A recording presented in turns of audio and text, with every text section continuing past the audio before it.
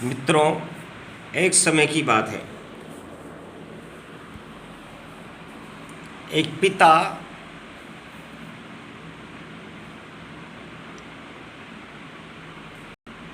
उनके बेटे एक था, एक लौता बेटा। अचानक उस बेटे की मृत्यु हो गई।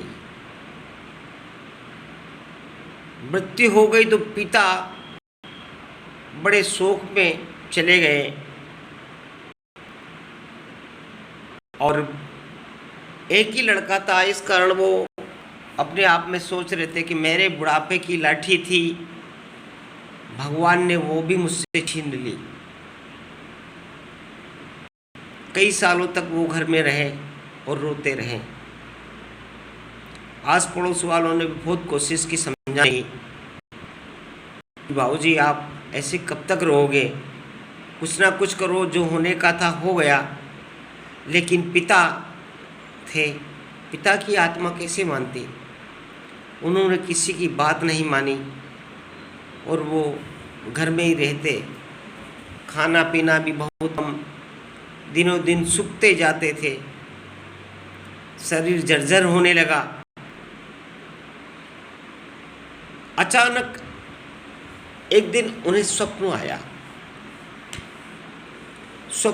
तो स्वप्न में स्वर्ग में उन्हें कई बच्चे सफ़ेद पोशाक पहने हुए नजर दिखाई दिए और उन सब बच्चों के हाथ में मोमबत्तियां जल रही थी। मोमबत्तियां जलती हुई जब उन्होंने स्वप्न में देखी तो उन्हीं बच्चों में उन्हें उनका बच्चा भी नजर आया, लेकिन उनके बच्चे के हाथ में जो मोमबत्ती थी वो बुझी हुई नजर आई। पिता ने कहा, बेटा सबकी मोमबत्ती जली हुई है, आपकी मोमबत्ती क्यों बुझी है? बेटा ने कहा, पिताजी मैं मोमबत्ती तो बार बार जलाता हूँ लेकिन बुझ जाती है। पिता ने पूछा, बेटा क्यों बुझ जाती है? पिताजी आप रोते रहते हो, जो आप रोते हैं ना, आंसू टपकते हैं ना, वो सीधे इस मोमबत्ती पर आकर टपकते हैं और जैसे ही आंसू टपकते हैं तो ये मोमबत्ती बुझ जाती है। तब से उस बालक के पिता ने दृढ़ संकल्प किया कि अब मैं कभी नहीं रोऊंगा, अब मैं कभी नहीं रोऊंगा और जागूंगा। जागकर मैं मेरे अनेक बेटों के हाथ में मोमबत्ती जलाए देखना चाहता हूँ।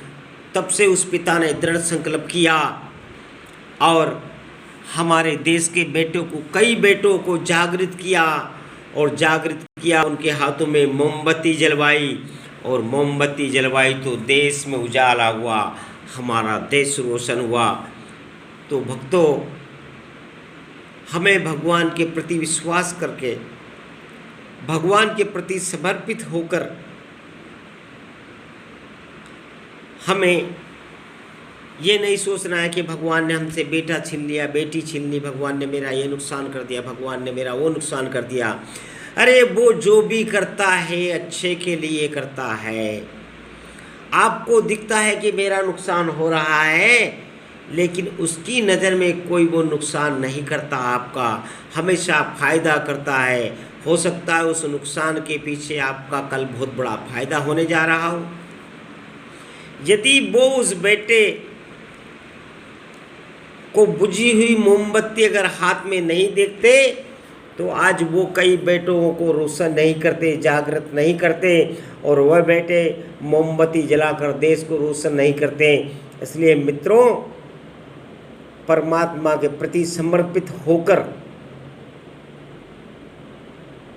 उसके कहे अनुसार चलिए।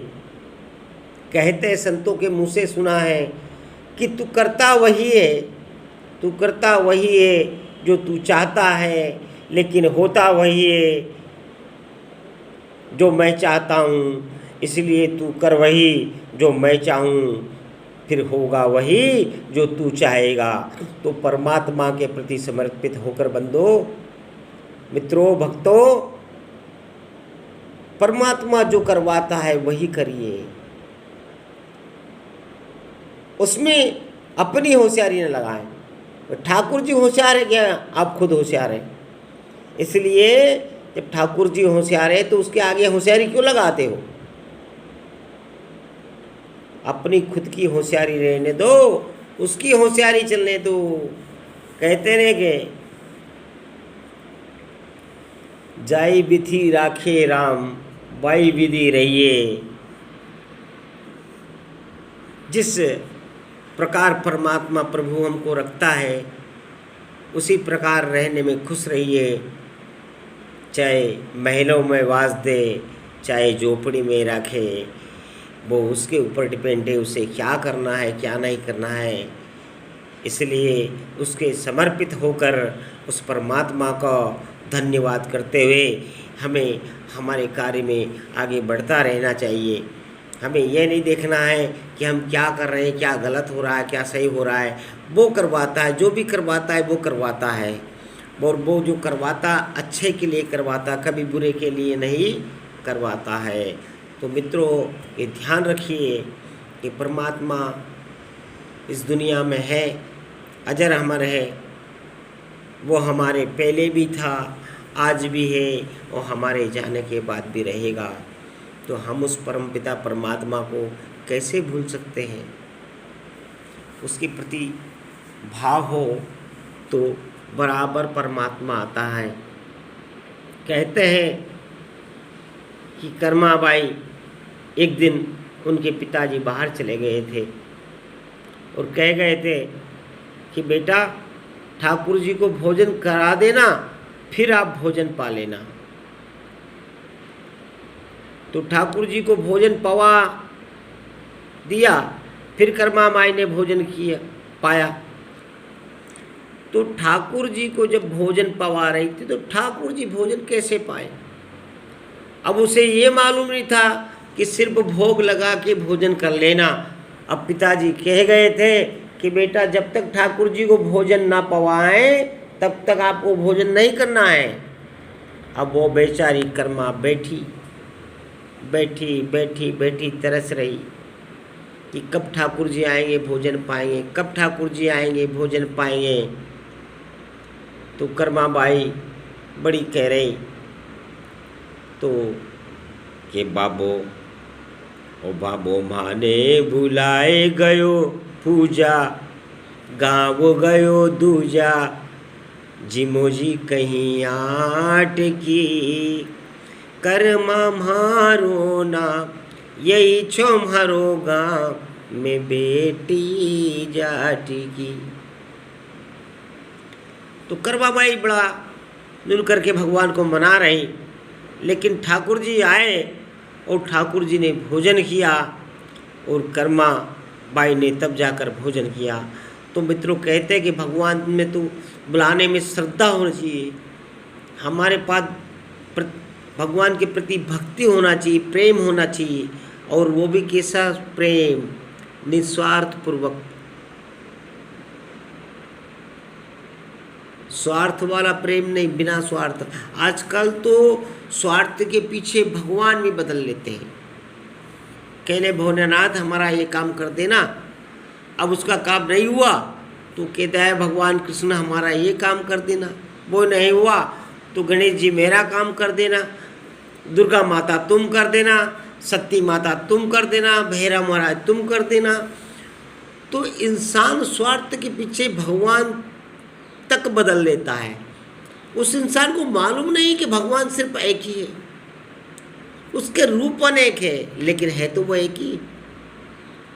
तो ये अपने मन की भ्रांति को हटाओ, उस पारिब्रह्म परमेश्वर को जानो, उस परमपिता परमात्मा को जानो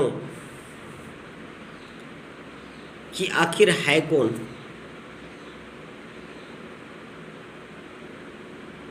उस परमात्मा को यदि आपने अंतर दिव्य ज्ञान के आत्मज्ञान से उसे पहचानो।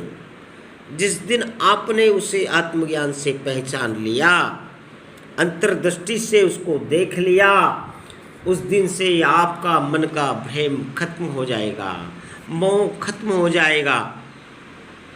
ये मोह माया में जब तक आप लिप्त रहोगे उस परमात्मा के भजन नहीं कर पाओगे।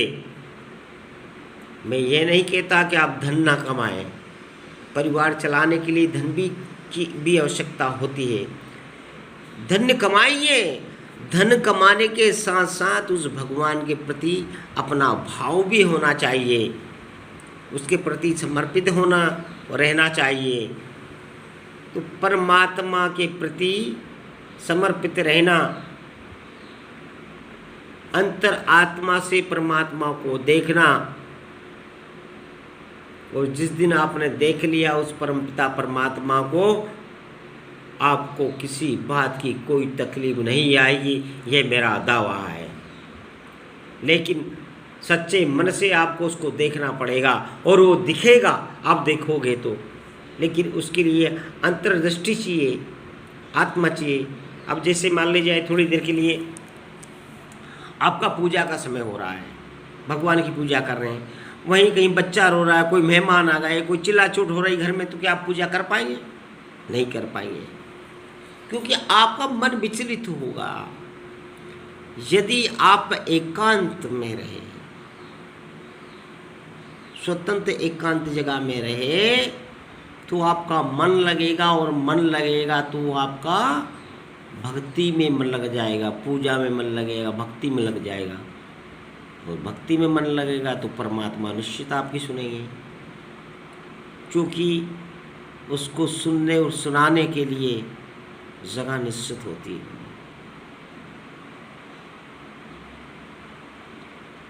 और कहते हैं, संतों के मुँह से सुना है कि संध्या आरती जो भी करता है, संध्या आरती का मतलब समझता है सुबह, शाम को और 8 बजे बाद, इसको संध्या आरती बोलते हैं। तो संध्या आरती यदि आप उसने मन से किए तो सूर्य देवता भी आपकी बात सुनेंगे। सत्यवती के एक राजा थे, वो संध्या आरती करते थे। एक दिन उन्होंने सूर्य भगवान को प्रार्थना की, सूर्य भगवान रुक गए। कहा उन्होंने, बोली मांगिए क्या चाहिए? तो सत्यवती राजा ने कहा कि मुझे तो आपके दर्शन मात्र करना था, मुझे कुछ ना चाहिए। सूर्यदेव खुश हो गए। उन्होंने अपने गले से एक मणि निकाल कर दी, और वो मणि इतनी सुंदर मणि थी, और उस मणि का नाम था समयंतक मणि। वो बड़ी सुंदर मणि थी। अब राजा वो मणि पहनकर जहाँ भी कहीं हो जाता तो मणि पहन कर जाता, जो भी देखता उस मणि की बड़ी प्रशंसा करते, बोले इतनी सुंदर मणि, बड़ी अच्छी मणि है भाई, कहाँ से मिली आपको?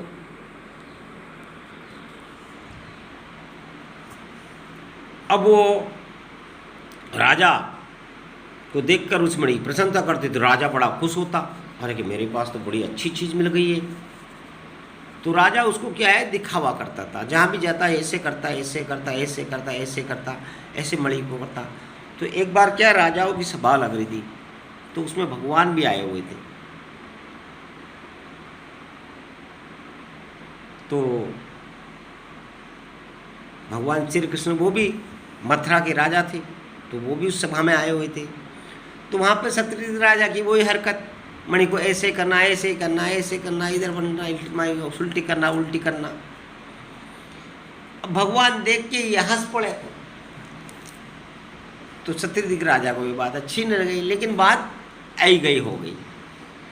कुछ समय बाद उनके भाई वो मणि पहनकर चला गया, तो उसने, कहते हैं कि दिखावा मणि का तो किया उन्होंने, लेकिन मणि की जगह आज आप एक अच्छा डायमंड का हार ले आए महिलाएं, या अच्छी चूड़ी पहन ले, या अच्छी बढ़िया सुंदर चूड़ी पहन ले, तो उस दिन उनके हाथों से बात, ये है वो है, ऐसा हाथ हिला के हाथों से ही बात होगी दिन भर, क्योंकि सुंदर वो दिखावा करते हैं। यदि कोई व्यक्ति है उसके हाथ में अच्छा मोबाइल, 1 लाख का मोबाइल ले लिया, चाहे उसको फ़ोन आए या ना आए, लेकिन वो दिखावा जरूर करेगा। हेलो, हाँ, मैसेज आए, फ़ोन आए ना आए, लेकिन दिखाओ, बार बार उसको दिखाएगा मेरे पास ऐसा मोबाइल है। तो ये हरकत तो आई जाती, कोई भी अनोखी चीज़ लेके आते हैं ना व्यक्ति।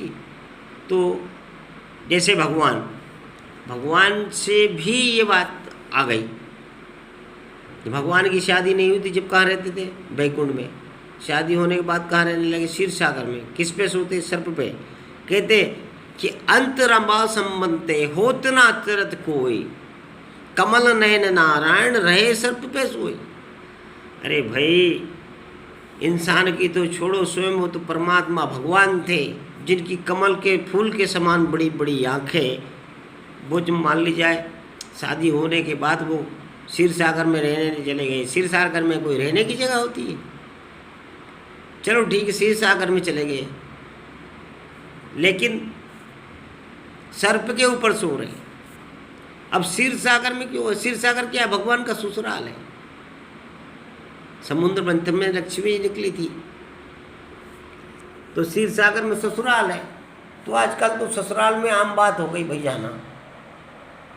अगर लड़के की शादी करी, थोड़े दिन रहा, पत्नी ने कहा चलो मायके रहेंगे, पति कहेगा चलो ठीक है वहीं रहेंगे, घर जमाई बने चले जाए, चाहे माँ पूछे ना पूछे, इज्जत हो ना हो, फिर भी वहीं रहना।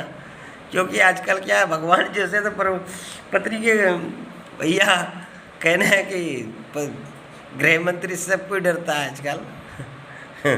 तो भगवान जैसे स्वयं लक्ष्मी जी से कहते हैं कि भैया रहना पड़ेगा, तो हमारी तो कोई बात नहीं है, हम तो मानव है। आजकल की कलयुग की देवियाँ होती ऐसी है, क्योंकि उनकी बात को मानना पड़ता है और जाना पड़ता है। तो क्या है कि दिखावा आ ही जाता है। तो इस प्रकार परमात्मा की यदि भक्ति में आ रहे और परमात्मा का ध्यान किया, तो इस 5 मोह माया जो रहती है ना, काम रूपी स्त्रियों से, इनके वशीभूत होकर आप कभी नहीं चलोगे। प्रहलाद जी कहते रहे कि वैसे तो मेरी 5 साल की उम्र है, लेकिन मेरी 5 शादियाँ हो चुकी। 5 शादियाँ हो चुकी मतलब मोह माया वाली शादी, कि मैं लाख प्रयत्न करते हुए भी ये मुझसे छूट ना पा रही है। ये दुनिया बनाई आपने सुंदर, तो भगवान ने प्रहलाद जी से कहा कि दुनिया सुंदर इसलिए नहीं बनाई थी मैंने कि आप मुझे भूल जाओ। ये सुंदर दुनिया इसलिए बनाई थी कि आपको भजन करने में कोई दिक्कत ना रहा है, आप भजन करते रहो, मैं सुंदर दुनिया में जीते भी रहो और मुझे भी भजते रहो। लेकिन यहाँ आने के बाद तो आप भूल ही गए।